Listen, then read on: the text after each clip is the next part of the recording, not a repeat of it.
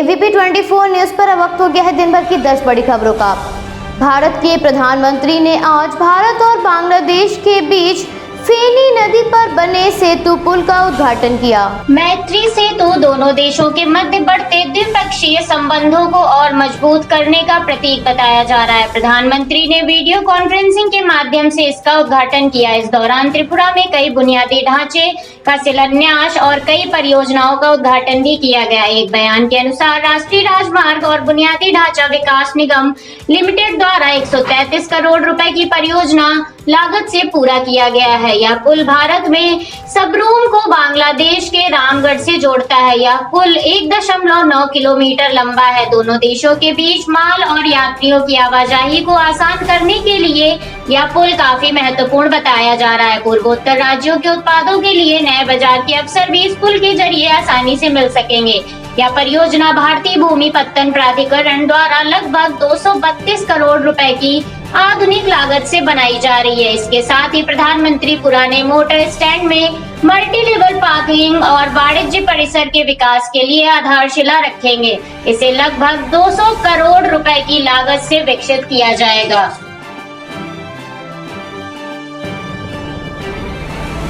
दिल्ली सरकार आज अपना पहला डिजिटल बजट पेश करने जा रही है। कोरोना महामारी को देखते हुए ये बजट दस्तावेज डिजिटल फॉर्म में बनाए गए हैं। कई राज्यों में बजट पेश होने के बाद अब राष्ट्रीय राजधानी की बारी है और इस बार दिल्ली सरकार ने बजट का थीम देशभक्ति पर रखा है। इसमें महामारी के मौजूदा दौर में दिल्ली के विकास का खाका पेश किया जाएगा। अधिकारियों के अनुसार दिल्ली सरकार ने इस वर्ष कोविड-19 महामारी को देखते हुए बजट की कॉपी नहीं छपाई और उन्हें डिजिटल फॉर्मेट में पेश करने का फैसला लिया।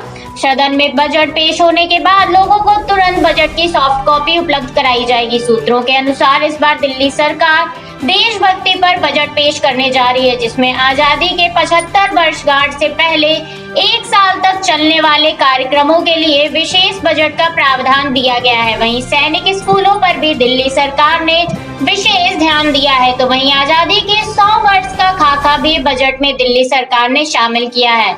पिछले वर्ष देशभक्ति के थीम की जगह ग्रीन बजट था। उपराज्यपाल अनिल बैजल के अभिभाषण के साथ दिल्ली विधानसभा के बजट सत्र की शुरुआत की जाएगी। 16 मार्च तक चलने वाले सत्र के पहले दिन उपराज्यपाल शिक्षा, स्वास्थ्य, परिवहन, प्रदूषण, समाज कल्याण के क्षेत्र में दिल्ली सरकार के कल्याणकारी कदमों की सराहना करते हुए भविष्य का खाका पेश किया।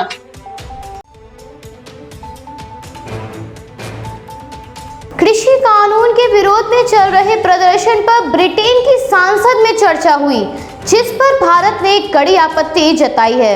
कृषि कानूनों के विरोध में चल रहा प्रदर्शन दिन प्रतिदिन तेज होता जा रहा है। किसान महापंचायत के आयोजन में किसानों के साथ साथ विपक्षी पार्टियां भी शामिल हो रही हैं और केंद्र सरकार पर निशाना साध रही हैं। किसान महापंचायत के संबोधन में सबसे आगे कांग्रेस आ रही है। कांग्रेस कृषि कानून के मुद्दे को लेकर ही अपना चुनाव जीतने का मकसद साधना चाहती है। किसान महापंचायत को प्रियंका गांधी कई बार संबोधित कर चुकी हैं, जिसमें वह केंद्र सरकार पर आक्रोशित ही नजर आई हैं। किसानों के इस संघर्ष में न केवल भारतीय बल्कि विदेश के नागरिक और नेता भी साथ खड़े हैं। कृषि आंदोलन को लेकर ब्रिटेन की संसद में आंदोलन के मुद्दे पर एक पिटीशन जारी की गई थी, जिस पर लाखों लोगों ने हस्ताक्षर किए। लंदन में भारतीय उच्चायोग ने भारत में कृषि कानूनों के विरोध में चल रहे प्रदर्शन के बीच शांतिपूर्ण तरीके से विरोध प्रदर्शन के अधिकार और प्रेस की स्वतंत्रता के मुद्दे को लेकर ई याचिका पर सांसदों के बीच चर्चा की निंदा की गई। ब्रिटिश के संसद परिसर में हुई चर्चा की निंदा करते हुए उच्च आयोग ने कहा, इस एक तरफा चर्चा में झूठे दावे किए गए हैं। बेहद अफसोस है कि एक संतुलित बहस की बजाय बिना किसी ठोस आधार के झूठे दावे किए गए। दुनिया के सबसे बड़े लोकतंत्र में से एक और उसके संस्थानों पर संसद की बहस के दौरान सवाल खड़े किए गए। ब्रिटिश संसद की वेबसाइट पर किसान आंदोलन पर चर्चा के लिए एक पिटीशन डाली गई थी, जिस वजह से संसद में इस मामले पर कड़ी बहस की गई।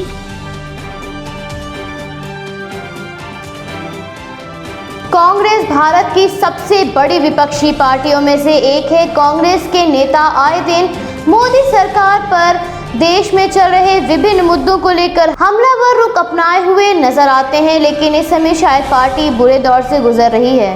इसके बावजूद कांग्रेस को एक के बाद एक हार का सामना करना पड़ रहा है, लेकिन इसके बाद भी कांग्रेस टूटने का नाम नहीं ले रही है। कांग्रेस अपनी सत्ता बचाने और पार्टी को मजबूत करने के लिए प्रतिदिन प्रयास कर रही है, लेकिन शायद कांग्रेस पार्टी इस वक्त अपने सबसे बुरे दौर से गुजर रही है। हाल ही में कांग्रेस पार्टी ने अपने ही देश के नेता बागी होकर लगातार हमलावर रुख अपनाए हुए हैं। इस ग्रुप को G23 के नाम से जाना जाता है, लेकिन कांग्रेस के लिए G23 से बड़ी चुनौती है जेपी नड्डा, ममता बनर्जी, शरद पवार और जगन रेड्डी के तीनों कांग्रेस की टूट का ही नतीजा है, जो अब अपने अपने क्षेत्रों में कांग्रेस से भी बड़ी पार्टी बनकर उभरे हैं। साल 1958 में ममता बनर्जी ने चालक होकर ऑयल इंडिया का गठन किया। इसके 11 साल बाद में CPIM को हराने के लिए कांग्रेस के साथ गठबंधन किया और 1977 के बाद पहली बार लेफ्ट को राज्य में बहुमत नहीं मिला। इस वक्त कांग्रेस का वोट शेयर ठीक ठाक है और 8 मुख्य राज्यों में हरियाणा, पंजाब, राजस्थान, मध्य प्रदेश, छत्तीसगढ़, गुजरात, कर्नाटक और असम में भी वह अभी भी बीजेपी को सीधी टक्कर दे रही है।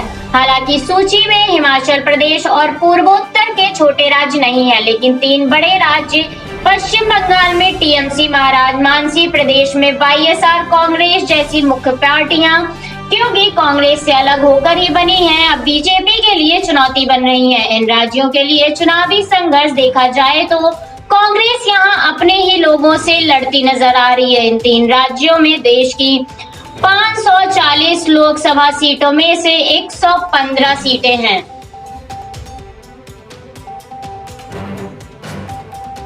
उत्तर प्रदेश के मुख्यमंत्री अपने बुंदेलखंड के 2 दिवसीय दौरे पर आज झांसी पहुंचेंगे। अपने दौरे के समय मुख्यमंत्री कई परियोजनाओं का लोकार्पण करेंगे। मुख्यमंत्री ललितपुर में 40 मिनट रुकने के बाद झांसी के राजकीय इंटर कॉलेज भी जाएंगे। झांसी में मुख्यमंत्री GIC में जनसभा को भी संबोधित करेंगे। मुख्यमंत्री 27 परियोजनाओं के साथ 21 का शिलान्यास करेंगे, जिसके बाद मुख्यमंत्री सर्किट हाउस जनप्रतिनिधियों व पार्टी के पदाधिकारियों से मुलाकात कर उनसे बात करेंगे। महोबा से मुख्यमंत्री चित्रकूट और बांदा भी जाएंगे। अपने 2 दिवसीय दौरे पर बुंदेलखंड के 6 जनपदों में मुख्यमंत्री पहुंचेंगे। बता दें, कल अंतर्राष्ट्रीय महिला दिवस के मौके पर मुख्यमंत्री ने प्रदेश के 18 मंडलों में महिला साइबर क्राइम थाना और महिला पुलिस रिपोर्टिंग पुलिस चौकियों का शुभारंभ किया था। इस दौरान मुख्यमंत्री ने महिलाओं को संबोधित करते हुए कहा, इस कदम से हम महिलाओं को न्याय दिला पाएंगे। इसके साथ ही मुख्यमंत्री ने बड़ा ऐलान करते हुए कहा था, टोक्यो ओलंपिक भाग लेने वाले यूपी के खिलाड़ियों की तैयारियों का पूरा खर्चा सरकार उठाएगी।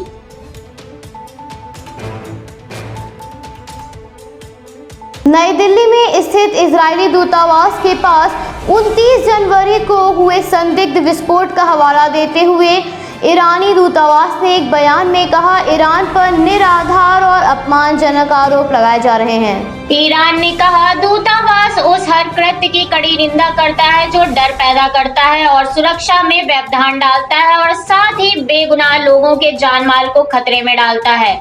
भारत में आपको बता दें, 8 मार्च को इजरायली दूतावास के पास हुए विस्फोट में उसके शामिल होने के आरोपों को निराधार बताया और कहा कि इस तरह के आज के दाम संबंधों के दुश्मनों के नापाक मंसूबों को पूरा करने की दिशा में उठाए गए कदम हैं। बयान में यह भी कहा गया है कि ईरान बम विस्फोट की घटना की अच्छी तरह से जांच कर साजिश करता है और पहचान करना है, उन्हें न्याय के दायरे में लाने की भारत सरकार के कार्यों की कोशिश का सम्मान करता है।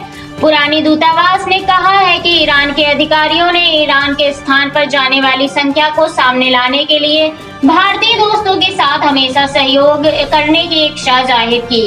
आपको बता दें, जनवरी में doctor APJ Abdul Kalam road Farrukhabad से करीब 150 मीटर दूर हुए विस्फोट में कुछ कारों को नुकसान पहुंचा था। इस मामले की जांच NIA कर रही है, यानी राष्ट्रीय अभिकरण एजेंसी।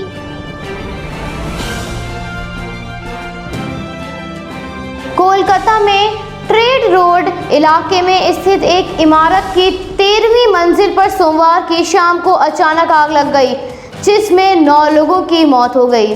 वहीं इस घटना पर मुख्यमंत्री ममता बनर्जी ने अपनी नाराजगी जताते हुए रेलवे पर कई सवाल खड़े करते हुए कहा कि यह बिल्डिंग रेलवे की है। इतनी बड़ी घटना हो गई लेकिन मौके पर रेलवे का कोई बड़ा अफसर मौजूद नहीं है। भैया आपको बता दें, मरने वालों में 4 फायर फाइटर, 3 पुलिसकर्मी भी शामिल है। वहीं मृतकों के परिवार को 10-10 पर मुआवजा देने की घोषणा की है। ममता बनर्जी ने हादसे के बाद ममता बनर्जी को देर रात दुर्घटना स्थल पर पहुंची थी और वहां उन्होंने मृतकों के परिजनों के लिए मुआवजे की घोषणा की थी। वहीं ममता बनर्जी द्वारा पूछे गए सवालों का ईस्टर्न रेलवे के जनरल मैनेजर मनोज जोशी ने जवाब देते हुए कहा कि रेलवे के अधिकारी स्तर पर हर समय मौजूद थे। जो भी मदद की जा सकती थी उसमें रेलवे ने पूरी जिम्मेदारी निभाई।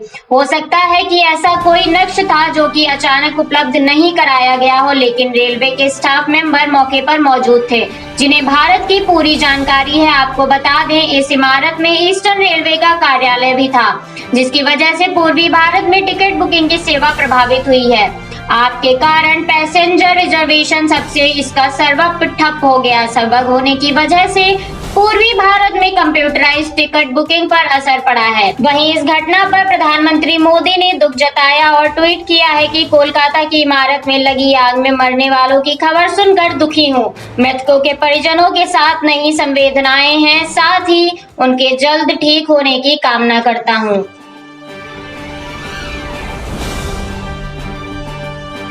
पश्चिम बंगाल में चुनाव की तारीखों का ऐलान हो चुका है और वहां की सियासत में हलचल काफ़ी तेज़ हो गई है। ऐसे में भाजपा की उम्मीदवार और पूर्व IPS अधिकारी भारती घोष ने अपने खिलाफ जारी गिरफ्तारी वारंट पर रोक के लिए सुप्रीम कोर्ट से अपने खिलाफ दर्ज प्राथमिकी रद्द करवाने की मांग की है। भाजपा ने पिछले हफ्ते घोष को पश्चिमी मेदिनीपुर जिले की डिपरा सीट पर तृणमूल कांग्रेस प्रत्याशी हुमायूं कबीर के खिलाफ चुनाव मैदान में उतारा था। कबीर भी भारतीय पुलिस सेवा अधिकारी रह चुके हैं। न्यायमूर्ति UU ललित और न्यायमूर्ति KM जोसेफ की पीठ ने इस मामले को मंगलवार को सुनवाई के लिए कहा है। बता दें कि खोजने अधिवक्ता समीर कुमार के मार्फत दायर अपनी अर्जी में कहा है कि 19 फरवरी 2019 को उनके खिलाफ झूठे मामलों में शीर्ष न्यायालय ने उन्हें किसी तरह की कठोर कार्रवाई से राहत प्रदान की थी। इसके बावजूद भी उन्हें नए मामलों में फंसाया जा रहा है। उन्होंने कहा, इस तरह की प्राथमिकी को यथासंभव लंबे समय तक गुप्त रखा जाता है और जांचकर्ता को प्रताड़ित करने के लिए अचानक ही उसे सामने ला दिया जाता है ताकि वह हर समय अदालती कार्रवाई में बसे रहे और उन्हें अपना राजनीतिक कैरियर बनाने से रोका जा सके। आपको बता दें, बीजेपी की तरफ से बीते शनिवार को ही 60 सीटों के लिए अपने प्रत्याशियों की पहली सूची जारी कर दी गई थी। 2 चरण के चुनाव वाली इन सीटों के लिए बीजेपी ने 57 प्रत्याशी मैदान में उतारे हैं। इन नामों में भारती घोष भी हैं, जो पूर्व IPS अधिकारी होने के साथ ही बीजेपी की उपाध्यक्ष भी बन गई हैं। वहीं कैची के प्रत्याशी हुमायूं कबीर पहली बार राजनीति के अखाड़े में उतर रहे हैं, जबकि भारतीय घोष से पहले घाटा से लोकसभा चुनाव लड़ चुकी हैं।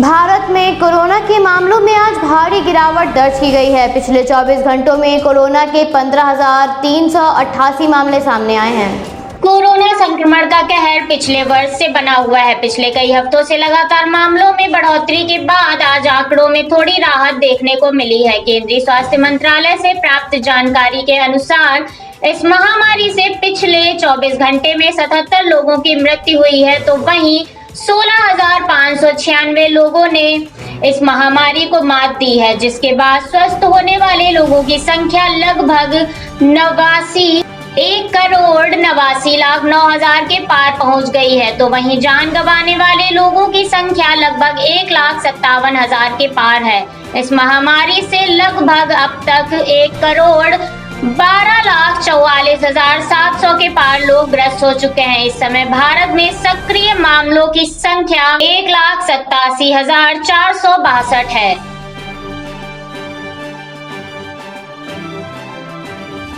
म्यांमार में 1 फरवरी को हुए सैन्य तख्ता पलट के बाद से हालात प्रतिदिन बिगड़ते जा रहे हैं। बीते दिन व्यापार यूनियन ने देशभक्ति अनिश्चितकालीन बंद बुलाया था, जिसके पास से सैन्य सरकार और भी ज्यादा आक्रोश में नजर आ रही है। सुरक्षा बलों ने 200 छात्रों को प्रदर्शन करने के दौरान और रात 8 बजे लगे कर्फ्यू का उल्लंघन करने की वजह से गिरफ्तार कर लिया। म्यांमार की सेना ने इन प्रदर्शनों की कवरेज करने को लेकर 5 मीडिया संस्थानों पर प्रतिबंध लगा दिया। सान सू की चुनी हुई सरकार को पिछले महीने हटाकर सेना द्वारा किए गए तख्तापलट के विरोध में हर दिन म्यांमार के नागरिक विरोध प्रदर्शन कर रहे हैं। सैन्य सरकार ने इसके मीडिया कवरेज पर भी कड़ा प्रतिबंध लगा दिया है। मीडिया कंपनियों को किसी भी मंच या तकनीक से प्रसारण करने की अनुमति नहीं है। आपको बता दें, 5 मीडिया संस्थान प्रदर्शन से संबंधित समाचारों और घटनाओं का सीधा प्रसारण कर रहे थे। प्रतिबंध लगने से पहले मेन मार्ग नाउ के कार्यालय पर सोमवार को छापेमारी की गई थी। सरकार ने तख्तापलट के बाद दर्जनों पत्रकारों को हिरासत में ले लिया है, जिसमें म्यांमार के संवाददाता और एसोसिएटेड प्रेस के थिन जोस शामिल हैं। इन पर अशांति फैलाने का आरोप है, जिसके लिए 3 साल जेल की सजा हो सकती है। वहीं पुलिस ने यांगून के पड़ोस में स्थित सांचोंग में घेरेबंदी कर घर घर तलाशी अभियान चलाया, जिसके बाद रात में प्रदर्शन हुआ। माना जा रहा है कि सुरक्षा बलों की नजर से बचकर कुछ लोगों के घरों में छिपे व्यक्तियों की तलाश करने के लिए पुलिस ने अभियान चलाया।